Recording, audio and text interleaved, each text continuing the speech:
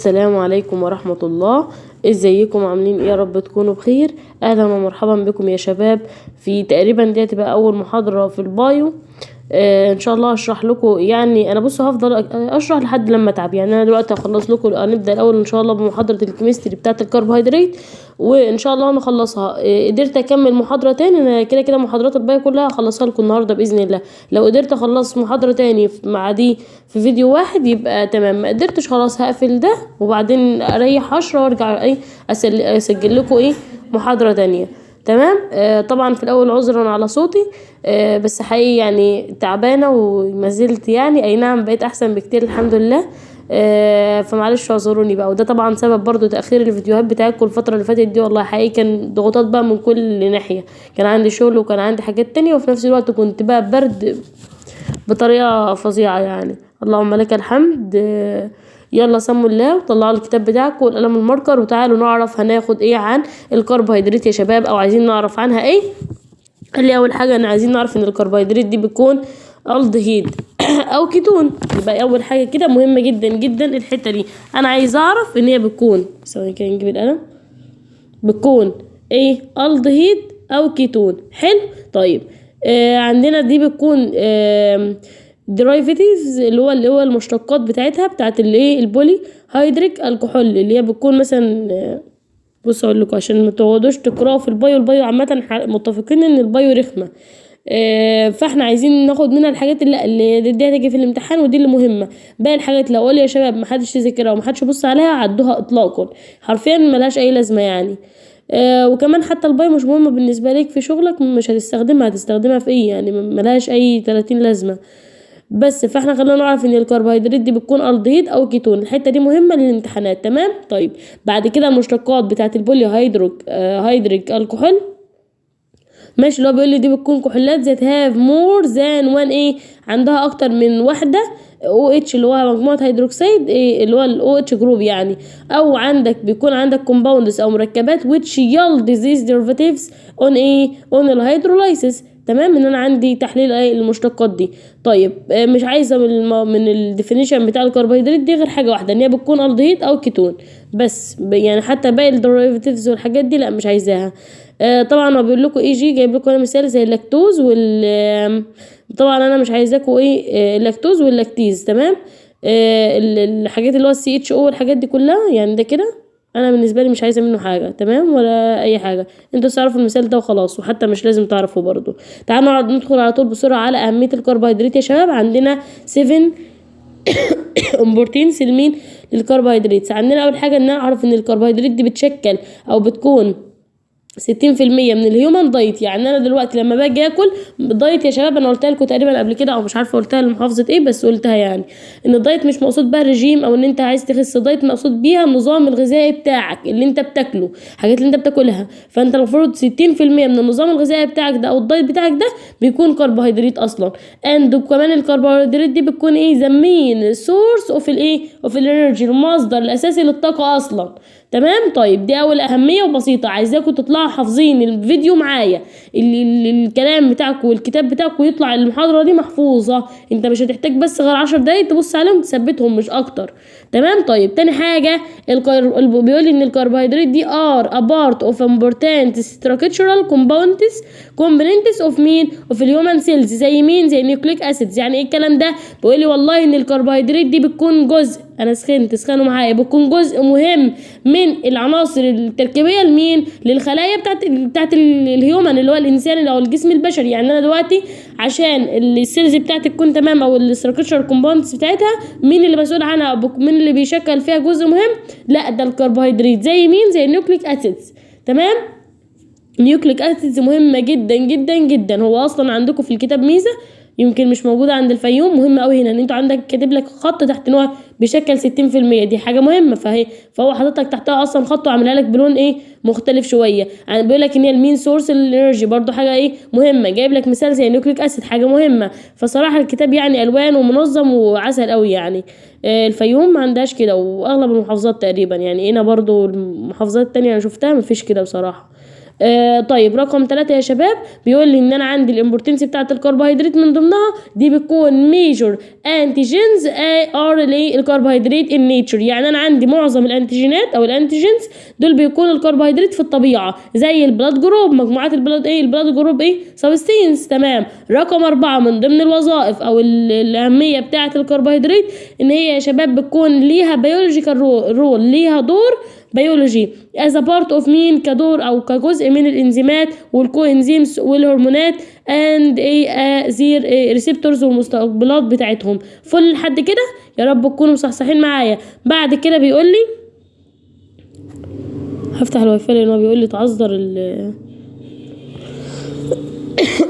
التحميل فما لحقش يحمل الملف، ما لحقش يحمل.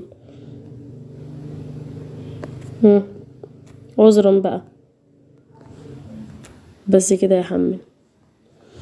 نكمل. قلنا ان احنا عندنا رقم 4 قلنا خلصناه. دخلنا على رقم 5 من اهمية الكربوهيدرات. قلنا ان احنا او الكربوهيدرات عندنا ايه متفلعش الاشارات، ان احنا عندنا جلايكو بروتينز اند الجلايكولايبيدز مهمين جدا جدا جدا. هو برضو الراجل محترم عامل لكم جلايكو بلون وبروتينز بلون ولايبيدز بلون، مهمه جدا. جلايكو بروتينز وجلايكولايبيدز دي بتكون كومبوننتس او عناصر للسيل ممبرين للغشاء بتاع الخليه اند ريسبتورز والمستقبلات بتاعتها يا شباب. تمام. طيب بعد كده ورقم 6 واخر حاجه، لا لسه في واحده، الهيالورونيك اسيد ده حمض بيكون ايه بولي اسيد بولي سكريت. ماشي. important for joint lubrication. يعني يا شباب الهيالورونيك اسيد ده بيكون حمض اللي هو بيكون بولي سكريت عديد من عديد السكريات، وده بيكون مهم لمين للجوينت لابريكيشن ان انا اعمل تليين للعظام. مهمه جدا جدا الحته بتاعت الجوينت لابريكيشن دي يا شباب، ومهمه رقم 6 قوي قوي قوي. او عامه الامبورتينز كلها بتاعت الكربوهيدرات جايه في الامتحان وبقى افتكروني. رقم 7 الكربوهيدرات ميتابوليزم از كلوزلي ريليتد تو دايابيتس ميليتس. يعني انا عندي يا شباب ايض الكربوهيدرات اصلا ده بيكون مرتبط او متعلق بمين بالسكر. يبقى احنا كده يا شباب عشان ما تتوهوش مني عرفنا الديفينيشن بتاع الكربوهيدرات وعرفنا والله ان هي ممكن تكون كتون او او الدهيدات. تمام. بعد كده دخلنا قلنا ان احنا عندنا 7 امبورتينز لمين للكربوهيدرات، عرفنا والله ان هي بتشكل 60% من الدايت بتاعي، وكمان بس بتكون مصدر مهم للطاقه، وكمان بيبقى بتكون مهمه للخلايا بتاعت جسمي او الهيومن سيلز زي النيوكليك اسيد، وكمان دي بتكون عندي الميجور انتيجينز بتاعت الكربوهيدرات دي بتكون في الطبيعه زي البلاك جروب. وبعد كده عرفنا ان هي بتكون جزء من البيولوجيكال او ليها بيولوجيكال رول. وبعد كده عرفنا ان احنا عندنا الجلايكو بروتين والجلايكولايبيد دي بتكون مكونات للسيل ممبرينز الاغشيه بتاعت الخلايا بتاعتي والمستقبلات بتاعتها. وعرفنا ان الهيالورونيك اسيد ده مهم للجوينت لابريكيشن، وده بيكون طبعا نوع من البولي سكريد. وعرفنا ان الكربوهيدرات ميتابوليزم اصلا ايضا الكربوهيدرات دي بتكون متعلق بالسكر. بعد كده يا سكر انت وهو هناخد الكلاسيفيكيشن بتاع الكربوهيدرات. يا ترى هنقسم الكلاسيفيكيشن دي بقى لايه؟ مش عارفه مش راضي يحمل ليه.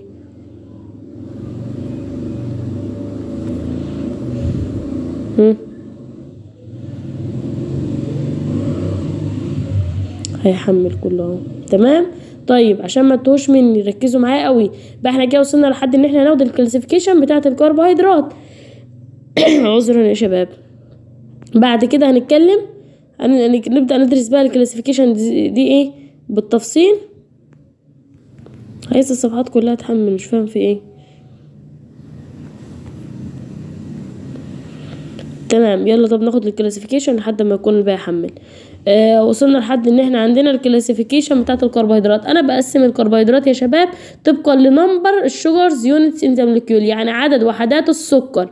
قال لي والله اذا احنا عندنا ايه بقى؟ عندنا مونو سكريد اللي هو سيمبل شوجر، ودايا سكريد، واوليجو سكريد، وبولي سكريد. في غايه الاهميه الانواع دي في غايه الاهميه. عندنا مونو سكريد اللي هي سيمبل شوجر، ودايا سكريد، واوليجو سكريد، وبولي سكريد. فل يا شباب. طيب المونو سكريد او السيمبل شوجر دي بتكون بتحتوي على 1 شوجر، لا ده سهله قوي كده. فهي عشان كده السمبلست ايه فورم، شكل ايه ابسط شكل، اللي هو السمبلست فورم، اللي هو شكل ايه ابسط ايه فورم يعني للايه للشوجرز، لانها واحده بس. تمام. ودي كمان كانت بي فurther ايه hydrolyzed represent the end ايه products of الكربوهيدرات digestion in the human body. على سبيل المثال بيقول لي ان الجلوكوز والفركتوز دول بيكونوا سمبل شوجر يا شباب، وبيكونوا مونوساكريد. حتى هي كلمه اصلا مونو معناها واحده، وضايا معناها 2. تمام.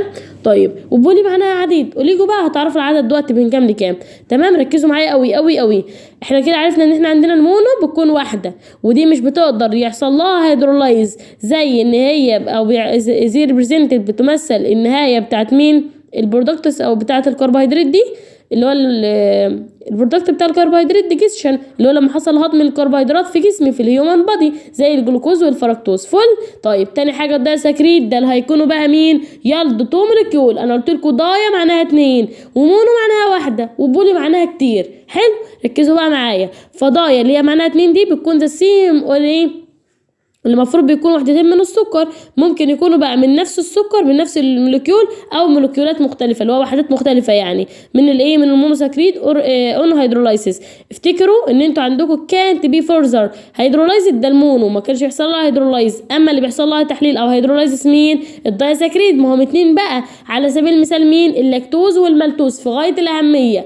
يبقى احنا عندنا جلوكوز فركتوز مونو، لاكتوز مالتوز دايا. ورايا بسرعه. جلوكوز فركتوز مونو، لاكتوز مالتوز دايا. تمام. طيب الاوليجو يا شباب دي بقى بتكون من 3 ل 10 من المونوساكريد. يبقى انت افتكر ان انت عندك المونوساكريد هي وحده سكر ماشي، وحده مولكيول. الدايساكريد هي 2 من المونوساكريد، ممكن يكونوا 2 زي بعض وممكن يكونوا مختلفين، وفي الحاله بتاعه الدايساكريد هيحصل هيدرولايسيس تحليل. الاوليجوساكريد دي بتكون من 3 ل 10 مونوساكريد. تمام. ودي بتديني and give monosaccharide on الاسيد هيدرولايزس. تمام. most aren't digested، معظمهم مش بيحصل له هضم في مين في بالانزيمات بتاعت مين الهيومن انزيمز اللي هو بتاعت الجسم بتاعي او الجسم الكائن البشري يعني. على سبيل المثال مين الرافي ايه نوز. تمام. طيب بعد كده يا شباب البولي دي بتحتوي على اكتر من 10 كتير. قلنا عديد بقى. يبقى انتوا عندكم احنا وقفنا الاوليجو من 3 ل 10 اكتر من 10 يبقى ده بولي. تمام. ودي بتكون بتديني مونوساكريد عند التحليل بتاعها عند الاسيد ايه هيدرولايسيس. على سبيل المثال الستارش اللي هو النشا والجلايكوجين. افتكروا ان انتوا كان عندكم جلوكوز في مين في المونو، لكن هنا ده الجلايكوجين ده بولي. خلصنا الكلاسيفيكيشن. يلا بسرعه بسرعه بسرعه ندرس اول واحد منهم. كل واحد فيهم هناخده ان ديتيل بقى شويه يا شباب. اول واحد المونوساكريد او السمبل شوجر ده. قال لي ان المونوساكريد دي كام بيجي كلاسيفيد ايه اكوردنج تو، ممكن اقسمها طبقا لعدد الكربون اللي هيكون فيها، عدد ذرات الكربون اللي هي الكربون اتوم يعني ذره اللي عايز ترجمه اهو. وتاني حاجه طيب بتاع الفانكشن اكتيف ايه كيميكال جروب. طيب فانا دلوقتي نوع الوظيفه بتاعتها يعني دي لما اقسمهم لعدد الكربونات هنقسمهم لحاجه اسمها بايوسيس. تمام. اللي هو 2 كربونات. وتريوزس احنا اصلا عندنا باي يعني 2 لسه قايلينها والله لسه قايلينها. تمام. زي داي كده بالظبط. اما عندنا تراي يعني 3. وتترو يبقى ايه تترو يبقى كده ايه 4. بنتو يبقى 5. هيكسو يبقى 6. فاكرين الارقام اللي كنتوا بتدرسوها في البايو في الكيمياء بتاع الثالثه ثانوي كنتوا بتاخدوا الارقام دي على فكره. طيب each of these groups is further subdivided ايه according to the type طبقا لنوع مين الفانكشن بتاع الاكتيفيتي. هنقسمهم ليه بقى الدوزس وكيتوزس. صلوا على النبي كده. احنا لسه واخدين ان الكربوهيدرات في اول حاجه كنا بنقول الدهيدات وكيتونات. لا والله دخلنا بقى لمجموعه الالدوزس والكيتوزس اهو عشان ما حدش يتوه مني خالص. الالدوزس دي بتكون شجر بتحتوي على مين على مجموعه الالدهيدات. تمام. اما اللي هي سي 1 يعني جروب سي 1. اما الكيتوزس دي بتحتوي على الكيتونات زي السي 2. تمام. في السي 2 الالدوزس طبعا الشكل ده مش عايزاه، والكيتوزس الاشكال دي برضو مش عايزاها. ممكن بس اقول لكم ان انتوا تعرفوا ايه نعرف الاسماء دي كده اللي هو اللاكتوز مش عارفه السيلولوز ده تعرفوا ان الحاجات دي من الالدوزس، لا الحاجات دي من الكيتوزس بس مش اكتر. ده الضايا ده السيل وهكذا. فاهميني؟ طيب most chemical properties of monosaccharide reducing ايه and الفيرمنتيشن. انا عندي دلوقتي عند الريديوسنج بروبرتايز، تمام. زي احنا عندنا ايه وجود الفري الدهيد او الكيتون جروب في مين في الكربوهيدرات، ده بيكون مسؤول عن مين عن الريديوسنج الابيليتي، تمام. طيب بعد كده المونوساكريد دي هتكون ريديوسنج شوجر، ماشي، ذات ريديوس الايه الكبريك ايه كبريك هيدروكسيد ان مين في الفيهرنجس اور البندكت ايه رياجنتس. مش مهم الحاجات دي قوي بالنسبه لي، بس لكم المهم فيها ايه في الاخر. عندنا رقم 3 some disaccharide، بعض الدايساكريد are reducing sugar as maltose and مين زي المالتوز واللاكتوز يا شباب، دي مهمه جدا. بعض الدايساكريد بيكونوا reducing sugar لان احنا عندنا فري وعندنا ريديوسنج وكده، فركزوا معايا. ريديوسنج شوجر دي زي مين عندي زي المالتوز واللاكتوز من مين من الضايع، وباقي الحاجات بتكون نون ريديوسنج. يبقى احنا عندنا ريديوسنج شوجر ونون ريديوسنج شوجر، ركزوا معايا قوي قوي قوي. النون ريديوسنج زي مين زي السكروز، زي مين زي السكروز، زي مين زي السكروز. اللهم بلغت، اقسم بالله الحاجات دي جايه في الامتحان. طيب البوليساكريد ار نون ريديوسنج، البوليساكريد ار نون ريديوسنج، البوليساكريد ار نون ريديوسنج. غنوا معايا حرفيا، انا يعتبر صوتي بيروح بعد الفيديو، بس لا عايزاكم تتفاعلوا معايا، احنا مش فيس تو فيس بس بنطلع احسن من الفيس تو فيس، تمام. طيب محدش يتوه مني وركزوا معايا كده. احنا وصلنا لحد ان احنا كنا بنتكلم عن الريديوسنج، عرفنا ان احنا عندنا وجود الفري الدهيد والكيتون جروب دي في الكربوهيدرات، دي بتكون مسؤوله عن مين عن الريديوسنج ابيلتي بتاعتها، القدره بتاعتها على ان هي تكون ايه ريديوسنج. خدنا ان المونوساكريد المونو اللي هي واحده بتكون ريديوسنج شوجر، تمام. مالكمش بقى دعوه بالباقي. بعد كده خدنا ان الدايساكريد احنا كده خدنا المونو ريديوسنج والبولي نون ريديوسنج. الضايه اللي في النص بقى، الضايه اللي في النص دي ممكن تكون ريديوسنج زي المالتوز واللاكتوز، وفيه برضو منها نون ريديوسنج زي السكروز. حلو، يعني المونوساكريد دي ما غلبتناش، قالت لك والله انا ريديوسنج على طول، ريديوسنج شوجر على طول. والبوليساكريد برضو ما غلبتناش وقالت لك لا والله انا ايه انا نون ريديوسنج على طول. اما بنت 60 في 70 اللي في النص اللي هي الدايساكريد قالت لك لا والله انا شويه هكون ريديوسنج في المالتوز واللاكتوز وشويه هكون نون ريديوسنج في السكروز. اللي هيجي له السؤال ده في الامتحان من دول ويجي يقول له ده بيكون نون ريديوسنج وده بيكون ريديوسنج ويغلط فيها، هديله كده يعني، تمام. طيب تعالوا نعرف الفيرمنتيشن بتاعت الشجر بقى يا شباب. قال لي ان احنا عندنا some مايكرو اورجانيزمز زي البكتيريا واليست اللي هو الخمير. احنا كان ناخد التخمر دي كان ايه فيرمنت 13 مين شجرز باي مين سيفرال بايوكيميكال ستيبس. عندنا خطوات كيميائيه مين انتو ايثايل الكحول والكربون دايوكسيد مين اند كانت فيرمنت ايه الاذرز. مش هقدر اعمل تخمر للاخرين، تمام. الجلوكوز والمانوز والفركتوز والايه دول بيكونوا فيرمنتابل، بيكونوا مين فيرمنتابل مونوساكريد. حطوا تحت دي 3000 خط. نعرف عشان جاي في الامتحان نعرف ان انا عندي الجلوكوز والمانوز والفركتوز والايه والفركتوز بيكونوا الثلاثه دول ايه فيرمنتابل مونوساكريد، فيرمنتابل مونوساكريد فل. طيب بعد كده بينما الجلاكتوز ويكلي فيرمنتد يعني ضعيف قوي لو حصل له فيرمنتد او تخمر فل. طيب السكروز مش وقت هش خالص. السكروز والمالتوز ار فيرمنتابل دايساكريد. يبقى انا اعرف ان السكروز والمالتوز دول بيكونوا بيتخمروا، بس دول من مين من دايساكريد. اعرفوا بقى مين اللي فيرمنتابل مونوساكريد ومين اللي فيرمنتابل دايساكريد ومين اللي مش فيرمنتد اصلا او مش بيكون او بيكون ويكلي، تمام، زي الجلاكتوز. طيب البوليساكريد ار نون فيرمنتابل. والله البوليساكريد دي عسل على قلبي، مريحانا دايما، هي دايما نون ريديوسنج ودايما نون فيرمنتابل، يعني حد عسل كده. طيب السيجنيفيكانس اوف سم مونوساكريد. تعالوا نعرف بقى ان احنا عندنا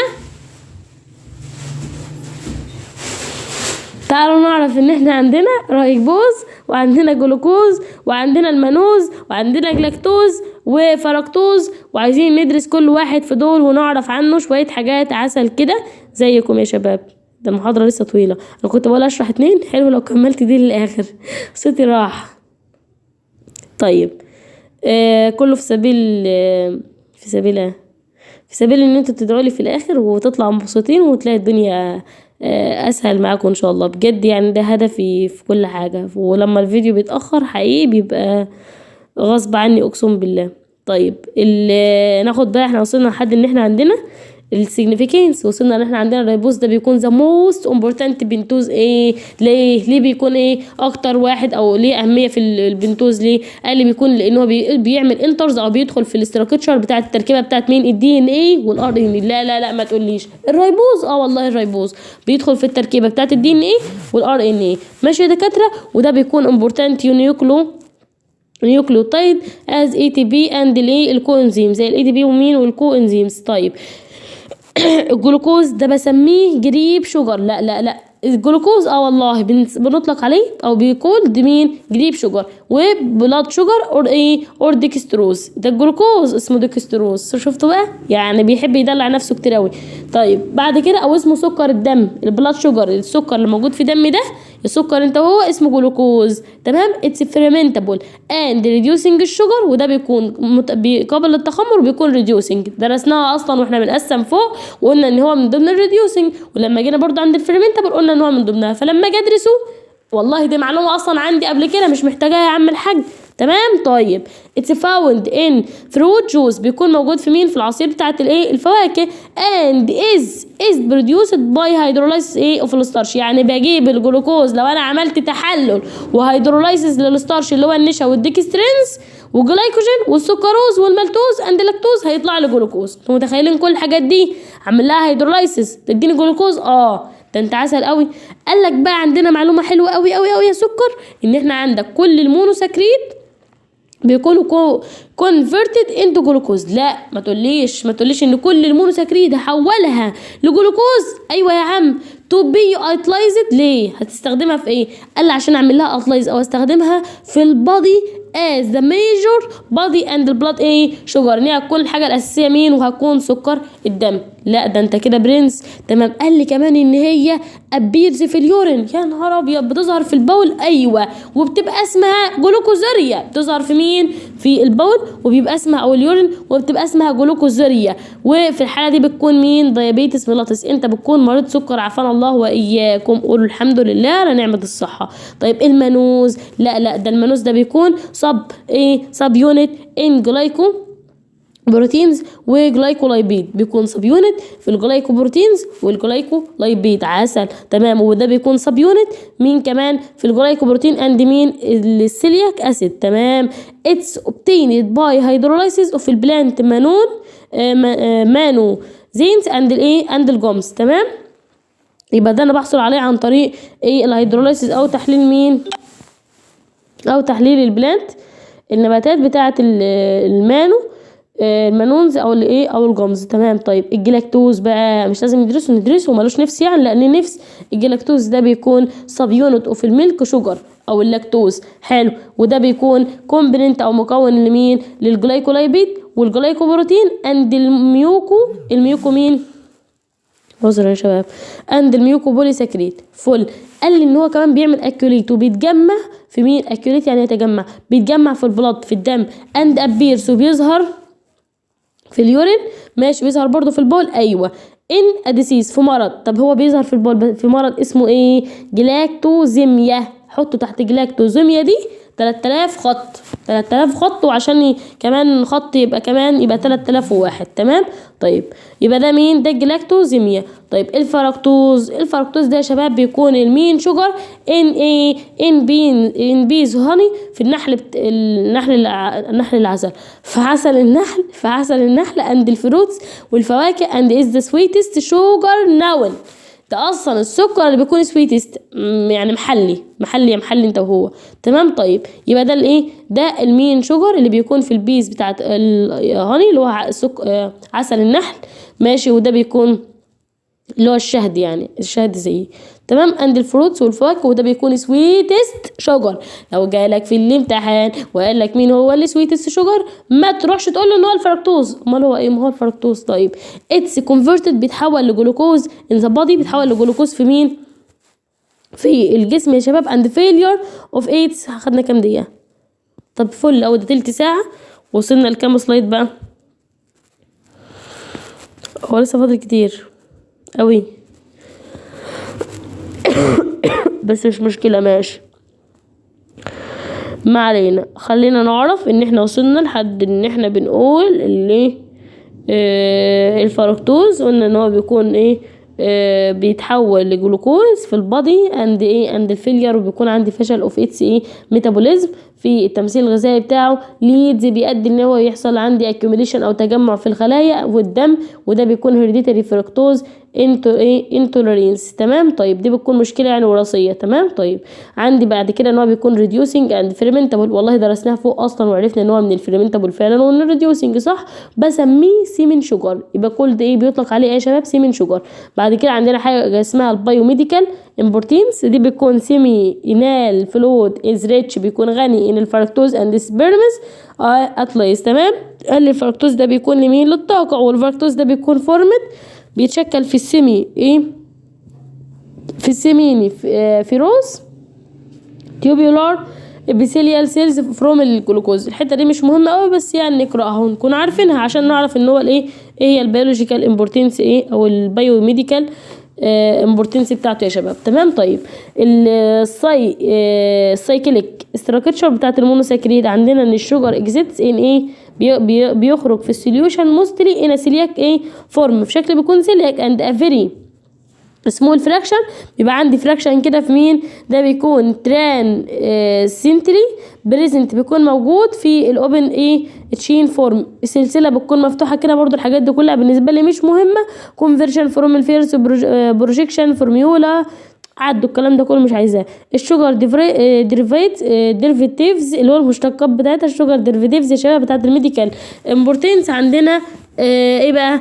امينو شوجر، وعندنا ديكسي شوجر، وعندنا شوجر اسيد، وعندنا شوجر الكحول فل. عندنا الامينو شوجر بقى اول حاجه، ودي اهم واحده فيهم، مهمه فعلا، دي بسميها الشوجر امينو او الامينو شوجر. دي بتكون يا شباب C2 is replaced by an amino group. عدوا عندنا بس اعرف ان هي بتكون جلوكو زمين ويكون عندنا جلاكتو زمين، وعندنا مونو زمين. تمام. طيب عندنا الجلوكوزامين دي بتكون انترز، بتدخل في تركيبة مين؟ الميوكو بوليساكريد، زي الهيالورونيك اسيد والهيبرين، زي الهيالورونيك من اسيد ومين والهيبرين. مهمة الحتة دي قوي. الجلوكوزامين دي خلصناها، ندخل على الجلاكتو بقى او بسميها كوندرو زمين. تمام. بتدخل في تركيبة مين؟ السلفيتد ميوكو بوليساكريد، ودي او الكوندروتين سلفيت، عارفين الكوندروتين سلفيت والجلايكولايبيد. تمام. امال المونو؟ لا قلل والله، المونو دي بتدخل في مين؟ في تركيبة الانتي بايوتيك. يا نهار الانتي بايوتيك، عارفين الانتي بايوتيك؟ طيب زي الاريثروميسين وير بيكون اصلا ريكويرد او متطلب اوف فور زير اكتيفيتي لنشاطهم. طيب تاني حاجة الدايوكسي شوجر ودي كمان يا شباب بتكون الشوجرز ان ويتش الويتش اللي هو المجموعات الهيدروكسيد دي بتكون ريبليسد باي اتش. تمام. زيس مي اكواير بيحصل في الات السي 2 وسي 6. السي 2 هيدينا ديوكسي شوجر، وسي 6 هيدينا مايسايل بنتوزيس، اعرفوهم مش اكتر. طبعا ده بيقولك مثال، وده المثال ده بيكون ميسايل لوز. عرفنا المثال ده يعني قراءهم، مش عايزه حاجه تاني من الحته دي. بعد كده الشوجر اسيدز او اللي هي بتعمل برودكتس وفي الاكسيديشن وفي في الشوجرز، اللي هو بيحصل عندي اكسده للسكريات. ذا برودكت اوف الاكسيديشن اللي هو المنتج بتاع الاكسده ديبندس، بيعتمد اون ذا نيتشر، على الطبيعه بتاعه الاكسيدايزنج. تمام. ري ايجنت. تمام. اللي هو بتكون يا شباب ويك او مودريت ضعيف او معتدله او سترونج ري ايجنت. تمام. طيب بعد كده عندنا الاكسده بتكون as the first carbon to give الالدونيك اسيد. examples بتكون جلوكونيك اسيد. يعني عايزه اقول لكم ان الحته دي مش مهمه، يعني قراءوها كده وخلاص، لكن بالنسبه لي انا مش عايزه منها حاجه. دي بتكون انترميديت، بتتدخل في الكربوهيدرات ميتابوليزم اللي هو التمثيل الغذائي بتاع الكربوهيدرات، اند يوزد وبستخدمها زي زي سي اي 2 اللي هي فقط 2 يعني السي موجب 2 ده جلوكونيت فور الانترفينوس سبلمنتيشن اوف الكالسيوم.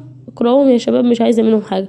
اميت الجلوكيورينيك اسيد بيقول لي ان هو في الجسم عندي جلوكونيوريك اسيد ده بيحصل له فورمت او بيتشكل فروم الجلوكوز في مين؟ في الليفر في الكبد باي الايه؟ اليورونيك اسيد بسوي تمام.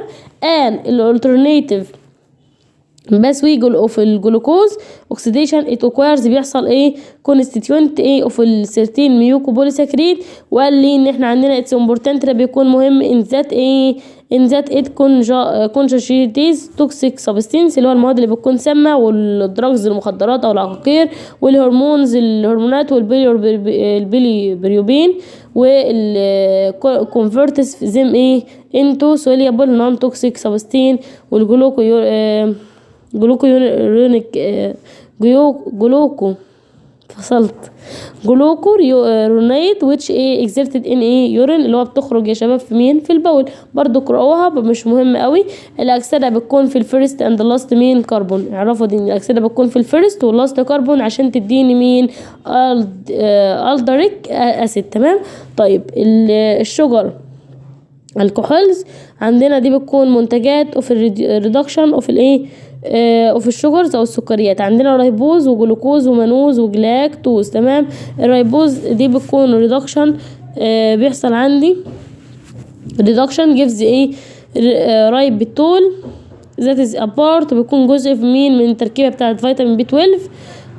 وعندنا الجلوكوز ريدكشن ده بيكون بيديني سوربيتول وده بيدخل في مين؟ في سيفرال ميديكال ايه؟ في سيفرال ميديكال اندستريز. وعندنا المانوز وده بيحصل ريدكشن بيدينا المانيتول وده بيعمل انجكتد ايه؟ انترافينسلي بديه في الوريد عشان يعمل لي ريديوس الانتراكرينال هايبرتنشن لو انا عندي ضغط في مين؟ في الانتراكرينال يا شباب او في الدماغ كده اللي هو بزياده الضغط على المنطقه دي.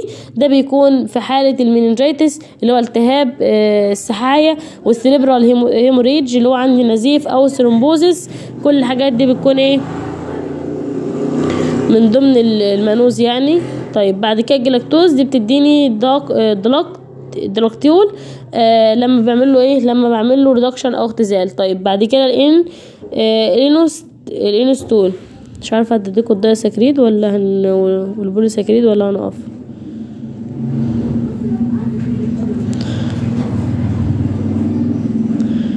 دي اسئله تمام. هنحاول نكمل المحاضره كلها يا شباب ان شاء الله مش مشكله. طيب اللاكتوز احنا كده لا لسه ما جيناش هنا.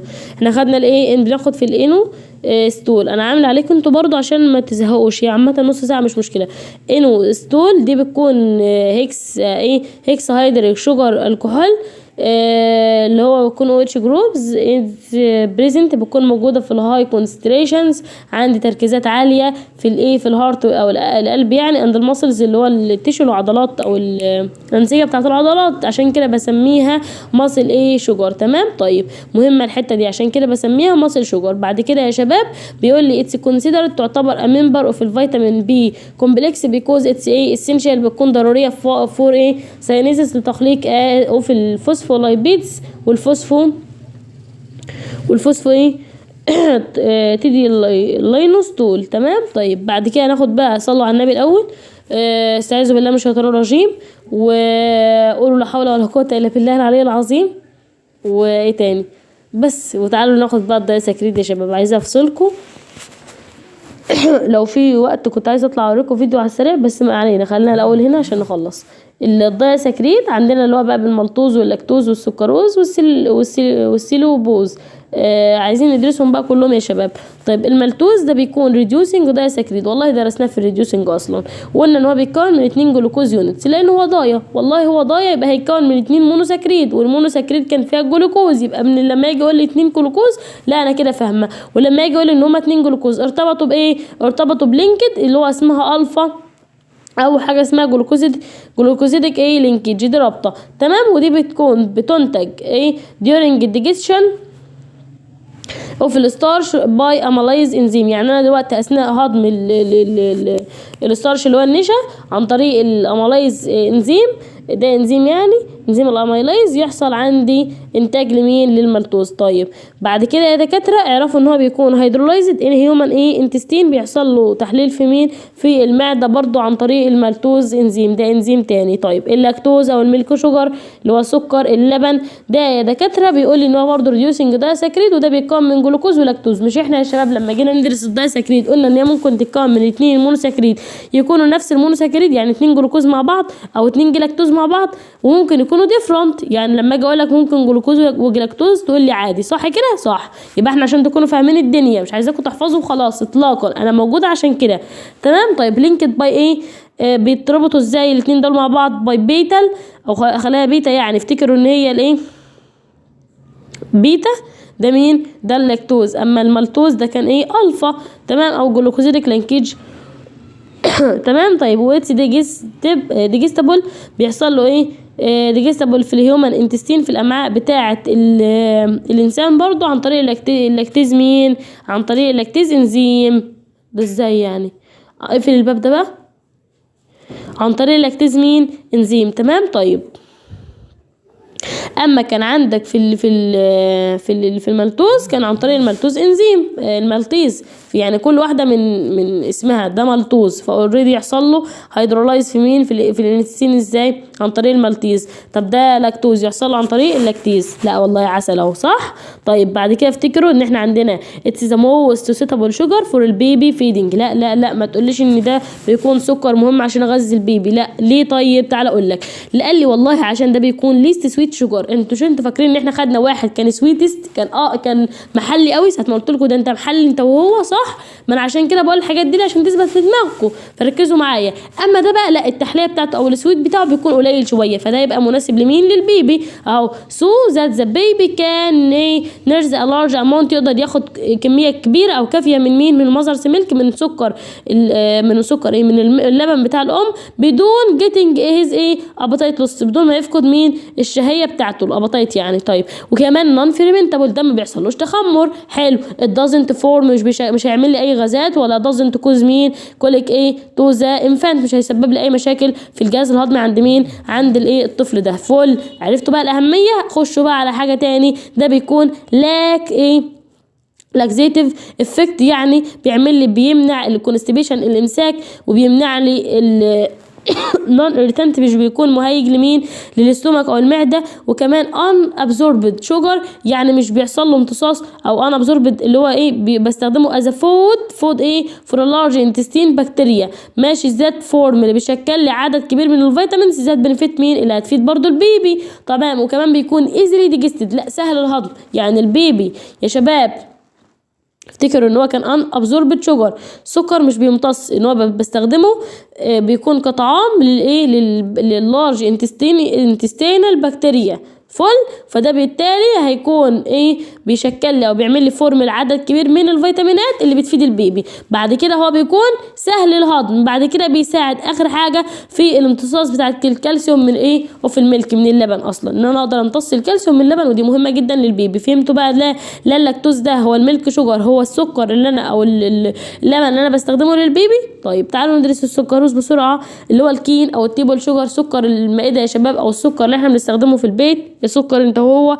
وقال لي ده بيتكون من جلوكوز لينكد ماشي باي فركتوز، يعني جلوكوز مع فركتوز. تمام. طيب وده بيحصل له هيدرولايز ازاي؟ عن طريق السكروز او السكريز، هو اصلا سكروز يبقى يحصل له عن طريق السكريز.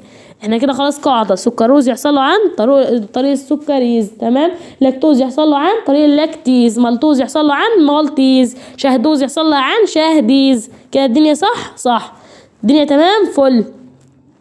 The two active carbons glucose and C2A of الفركتوز، تمام، are in the lactate therefore is non-reducing sugar، عشان كده هو بيكون non-reducing sugar يا شباب. طيب السيليبوز اخر حاجه، ده بيتكون من من جلوكوز مرتبطه مع جلوكوزيدك او 2 جلوكوز مع بعض، 2 مونوسكريد اهو، 2 جلوكوز مع بعض ماشي، مرتبطين عن طريق جلايسيديك لينكيج، وده بيكونوا ريديوسنج دايسكريد، برضو اخدناها قبل كده وعرفنا. وبعد كده ده بيكون بيلدينج يونت اوف السليلوز، وده بيكون نون فيرمنتال، مش بتتخمر، اند اندجستابل، يعني ايه مش يعني غير قابله للهضم. عشان كده لو حد عنده كونستيبيشن او امساك يقول له خد على طول مين، خد على طول الايه السيلولوز ده او السيلولوز. تمام طيب عشان يمنع عنك الامساك يعني، ويخلي ايه ما هو مش بيتهضم فاهميني. فلو انت بتفضل تاكل وبتحرك عندك الموتيليتي بتاعه الامعاء يعني. ما علينا من السبب دلوقتي، خلينا بس تعرفوا ايه الحاجات اللي عندكم كفايه عليكم يعني، ده بجد كفايه قوي قوي الموضوع تقيل. طيب البوليساكريد بقى بسرعه يا شباب، عندنا حاجه اسمها هومو بوليساكريد وهيتيرو بوليساكريد. يبقى انا بقسم البوليساكريد لهومو بوليساكريد وهيتيرو بوليساكريد. والله قال لي ان الهومو بوليساكريد دي بتكون الانتاج اونلي وان تايب، بتنتج لي نوع واحد من المونوساكريد. لما بحللها لا لا لا ما تقوليش امال البولي ساكريد دي بتكون اللي هي الهيتيرو، لا دي عندي تحليلها بتنتج لي سيفرال انواع عديده من السكر، عشان كده اسمها هيتيرو هترا هطله. انا والله يعني صدقوني خدوا الحاجات دي واسمعوها مني مش هتنسوها والله. حته هيتيرو يبقى هطله بتنتج سكريات كتير، اما الهومو هي هومو واحده ما بتنتجليش الا نوع واحد. خلاص كده خلاص. طيب الهومو بوليساكريد دي كان في حد بعت لي رساله بيقول لي انت هتعملي طفره في التمريض. انا بعمل الطفره اهو، بعمل هطل. الهومو بوليساكريد دي بتكون هيكسوزينز او بنتوزينز يعني، وعندنا جلوكوزينز، وعندنا فروكتانز، وعندنا جلوكتانز، وعندنا اسيتايل جلوكانز، وعندنا طبعا من ضمن الجلوكوجين. طبعا الخريطه الذهنيه دي مهمه جدا جدا جدا. انتوا عندكم من الجلوكانز عندكم ايه ستارش اللي هو النشا، وجلايكوجين وديكسترينز وديكستران والسيلولوز. وعندكم من الفروكتانز عندكم انسولين، وعندكم من الجلوكتو ايه او من الجلاكتو زينز دي عندك ايه اجار. وعندكم من الاسيتايل جلوكوزان حاجه اسمها الشيتين. تمام تعالوا بقى نعرف ان البوليساكريد دي عندنا الجلوكوزان او اللي بيكون الستارش والجلايكوجين والسيلولوز لسه دارسينهم فوق. نعرف ان احنا عندنا اول حاجه النشا ده او الستارش ده بيحصل له ستورد او بيتخزن او في شكل مخزون يعني، من بيعمل لي فورم اوف الكربوهيدرات في مين في النباتات اللي هو ستوريج. بسميها كده ستوريج بوليساكريد، بسميها ايه ستوريج بوليساكريد. الدازنت يا شباب ايه exist in animals يعني مش بيخرج من الحيوانات. تمام طيب بعد كده it's present بتلاقيه موجود في مين في السيريالز الحبوب سطش مين زي الويت القمح والرايس السكر الرايس اللي هو الارز حرفيا فوت also in تيوبرز. عشان كده يا شباب يعني جل من لا يسهو زي ما بيقولوا يعني، لو عدى عليا حاجه هي بتبقى حرفيا برضو لو انا ما خدتش بالي منها، مش خطأ علمي يعني ولا حاجه، وان شاء الله مفيش اخطاء. طيب also in tubers زي مين زي البوتيتوز هتلاقوها في البطاطا والسويت البوتيتوز اللي هو البطاطس والسويت بوتيتوس اللي هو البطاطا. تمام طيب الستارش ده جرانيولز بتكون فورمت بشكلها او بتتشكل اوف ذا كور اوف الاميلوز اللي هو 20%، والستريت تشين كومباوند فورمت اوف ا لارج عدد كبير من الجلوكوز يونتس لينكد باي مين بيرتبطوا مع بعض عن طريق جلوكوزيديك بوند. تمام طيب الشيل اميلوبكتين اللي هي بتكون 80%. احنا قلنا ان الكور اميلوز ده بتكون مين 20%. طب امال ال 80% تيجي من الاميلوبكتين دي بتكون برانشد تشين سلسله لها فرع بتتشكل وفي اللارج نمبر اللي هو من عدد كبير من الجلوكوز يونتس بيبقوا مرتبطين مع بعض برضو برابطه جلوكوزيديك لانكيج along ذا برانش مين على الفرع يعني بتاع and by جلوكوزيديك لانكيج as a branching point. عدوا الحاجات دي كلها مش بالنسبه لي مش مهم، اعرفوا بس ان انتوا عندكم الستارش جرانيولز بيتشكل من حاجتين اميلوز 20% ودي بسميها ستريت تشين ماشي، السلسله بتكون ممتده كده. اما البرانش تشين دي اللي كانت اميلوبكتين ودي كانت 80%. مش عايزه اكتر من كده ولا اقل. تعالوا نعرف ان انتوا عندكم الستارش ده بيكون ديجستابل بيحصل له هضم لانه بيكوز الهيومن اميليزيس عندي انزيمات بتعمل لي بتساعد معايا على الهيدرولايز او التحليل بتاعه يعني. طيب قال لي it can be hydrolyzed into مين بيتحلل ليه او ديكسترينز that are further hydrolyzed into مين، والديكسترينز ده بيحصل له hydrolyze into مالتوز ومين وايزومالتوز لمالتوز وايزومالتوز. تمام كده. طيب الجلايكوجين يا شباب ده بيحصل له ستوريد او بيتخزن في مين رسائل بقى فورم اوف الكربوهيدرات ان انيمال في الحيوانات، وبارتيكولاري في مين؟ في المصل والليفر، يبقى خاصة في العضلات والليفر. مهمة جدا جدا الحاجات دي. الستراكشر دي بتكون التركيبة السيميلار، بتكون مشابهة تو اميلو مين؟ الاميلوبكتين اللي هي البرانشد تري، تمام. ويز جلوكوزيديك لينكيج الونج ذا برانش. عدوا الحاجات دي كلها بالنسبه لي مش عايزاها خالص. ومع ذلك زي جلايكوجين 3 از شورتر اند مور برانشد. اعرفوا بس ان الجلايكوجين 3 دي بتكون اقصر واكثر فروع، اقصر واكثر فروع اللي هو مور برانشد. طيب تمام. طيب بعد كده يا شباب الجلايكوجين ده بيكون هيدرولايزد، بيحصل له تحلل عن طريق الاميلايز او الاميلايزز انتو ديكسترينز والمالتوز وايزو مالتوز. فل تمام. بعد كده تعالوا ندرس السلولوز. هو الموضوع بيطول معايا ليه؟ عايزه اقول لكم ان انا مش قادره.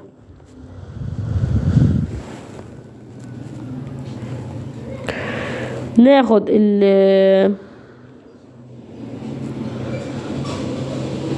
مش هما كانوا قليلين دلوقتي. الستارش ده بيكون